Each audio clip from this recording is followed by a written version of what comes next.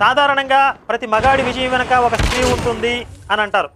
కానీ mother Teresa విజయం వెనక ఒక మగాడు ఉన్నాడు, మాల్కమ్ మెగ్గరిడ్జ్. ఇతను ఒక ఇంగ్లీష్ జర్నలిస్ట్. ఇతని తండ్రి ఒక ప్రముఖ పొలిటీషియన్. దాంతో ఇతనికి సహజంగా ఆ దేశాల్లో ఉన్నటువంటి రాజకీయ వ్యవస్థ మీద లేకపోతే మీడియా సంస్థల మీద కొంత పట్టు ఉంది.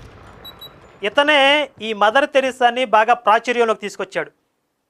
అయితే ఇతని యొక్క పూర్వాపరాలు కాస్త చూసినట్లయితే ఈ మాల్కమ్ మెగ్గరిడ్జ్ అనేవాడు ఒక పెద్ద క్రైస్తవ ఉన్మాది, మతోన్మాది.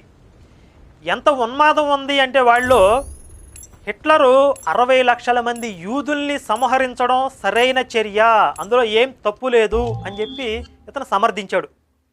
అలాగే 20th century testimony, Jesus rediscovered అనే క్రైస్తవ సాహిత్యానికి సంబంధించినటువంటి అనేక పుస్తకాలు కూడా ఇతను రచించడం జరిగింది. అంతే